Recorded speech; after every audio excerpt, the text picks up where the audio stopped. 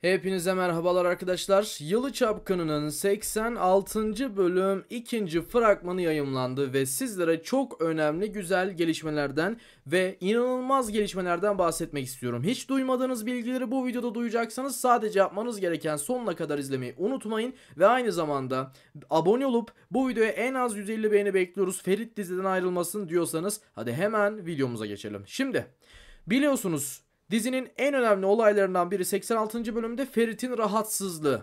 Aynı zamanda ailesel olarak da ciddi anlamda sıkıntılar yaşanacak. Ondan bahsedeceğim. Ondan önce şimdi birazcık Seyran ve Ferit'ten hemen bahsedeyim. Fragmanda da gördüğünüz gibi Ferit Seyran'a evlilik teklifi hazırlığı içerisinde, belki hatta evlilik teklifi bile edecek. Ama şunu söyleyelim, Ferit Seyran'a evlilik teklifi edecek arkadaşlar. Ya bu bölüm ya da 87. bölümde bir evlilik teklifi göreceğiz. İlerleyen bölümlerde de bir düğün Seyran ve Ferit arasında yaşanabilir, bunu göreceğiz arkadaşlar. Şimdi Halis Ağa çıldırıyor arkadaşlar. Yani biz yaklaşık 86 bölümdür Halis Ağa'yı hiç bu kadar kızgın görmemiştik dizide. Sizler de zaten izliyorsunuz ve bunu biliyorsunuz. Peki ne oldu da Halis Ağa bu kadar çıldırdı? Şimdi birincisi şirketle alakalı ve ailesel olarak bir sıkıntı yaşanacak. Bunların en büyük sebeplerinden biri Abidin'in, dediğimiz gibi hani geçen bölümde 85. bölümde dizinin sonunda bir karakter dahil olmuştu ve Abidin'in bir yakın akrabası olarak diziye dahil olacağını söylemiştik ve o kişi ailesel olarak bir sıkıntı çıkartacak Halis Ağa'ya ve şirketle alakalı yine aynı zamanda büyük sıkıntılar yaşanacak ve Halis Ağa bu nedenle, bu konudan dolayı çılgına dönecek. Halis Ağa'yı 86. bölümde hiç bu kadar sinirli görmeyeceksiniz arkadaşlar. Yani hiç bölümde sinirli gördüğünüz kadar bu bölümde görmeyeceksiniz. İnanılmaz bir şekilde Halis Ağa gergin olacak bu bölümde ama bir yandan da yine aileyi toparlayan kişi Halis Ağa olacak. Şimdi ailesel anlamda sıkıntılar yaşanacak, ailesel sorunlar çıkacak Korhanların içerisinde. Onu sizlere büyük bir şekilde belirtelim. Bir diğer konumuz Esma Hanım, yani Esma anne bir dükkan aldı arkadaşlar. Bu önemli. Şimdi bu dükkanı aldı ama tabii ki burada Kazım'a birazcık karşı çıkacak. Bir yandan karşı çıkması sorun değil. Mafya tarzı olaylar bu dükkanda yaşanacak arkadaşlar. Yani mafyalar bu dükkana zarar vesaire verebilir. Bu da ciddi anlamda yine sıkıntıya sokacak Korhanlara ve aynı zamanda Kazım Ağa'yı ve ailesini.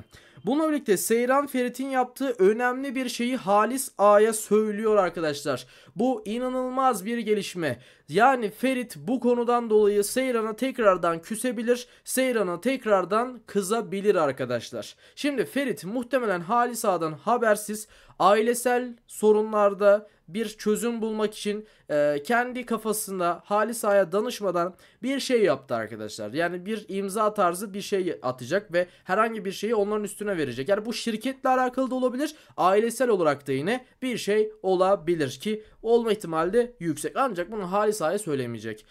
Seyran ise Ferit'in bu yaptığını yanlış bulacak ve Halis Ağa'ya bunu söyleyecek arkadaşlar. Şimdi tabii ki bunu kendi kafasından dolayı da söylemeyecek Seyran. Halis Ağa Seyran'a büyük bir görev veriyor arkadaşlar. Bu görevin ana durumu aileyi toparlaması. Yani Seyran Korhanları toparlayacak arkadaşlar. Seyran Korhanları düzgün bir aile yapmak için elinden geleni yapacak. Yalansız bir aile yapmak için elinden geleni yapacak ve Yalı'da dönen Halis Ağa'dan habersiz şeyleri Seyran Halis Ağa'ya aktaracak. Halis Ağa'ya iletecek ve Halis Ağa'nın bir nevi kolu olacak aslında Seyran.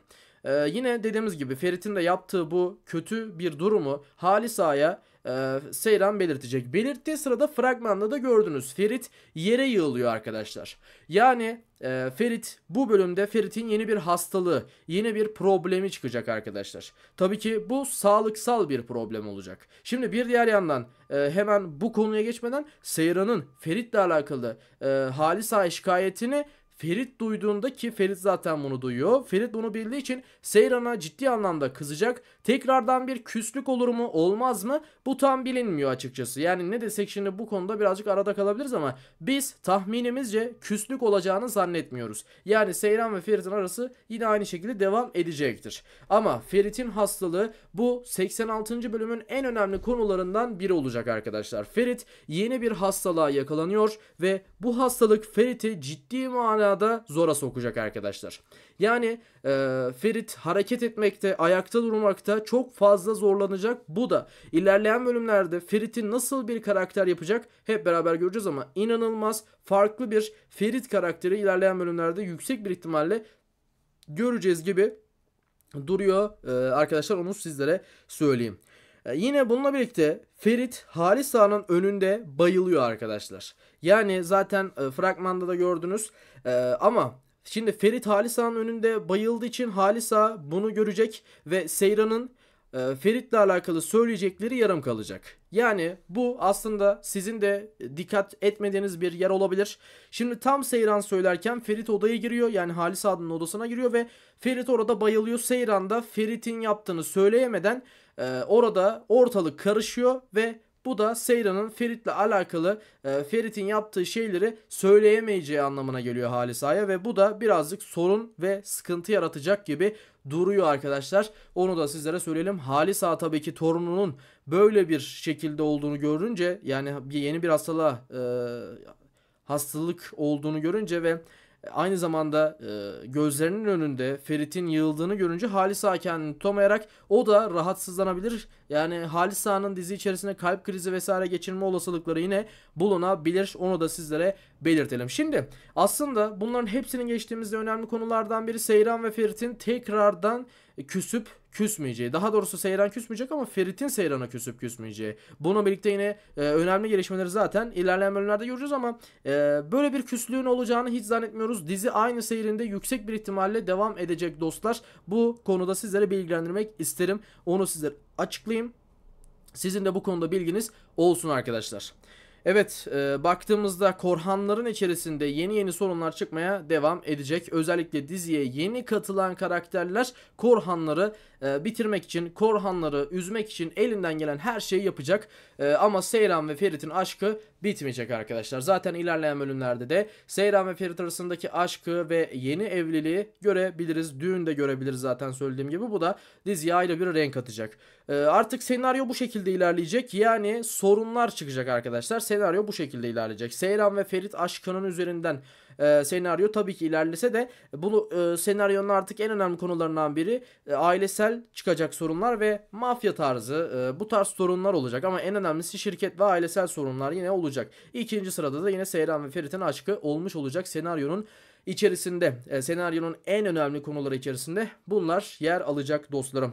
Evet, yarın akşam Yalı Çapkını yeni bölümüyle geliyor. Tekrarı yüksek bir ihtimalle olacak. Olmayacak diye bir şey demedi çünkü resmi hesabı, ama tekrarı yüksek ihtimalle olacak. Sizler bizleri takipte kalın. Bizler sizleri bilgilendirmeye devam edeceğiz. Sizleri de bu süreçte tabii ki bilmediğiniz ve dizinin içinde de fark etmediğiniz konulardan haberdar edeceğiz. Sizleri çok seviyoruz. Sağlıcakla kalın. Görüşmek üzere.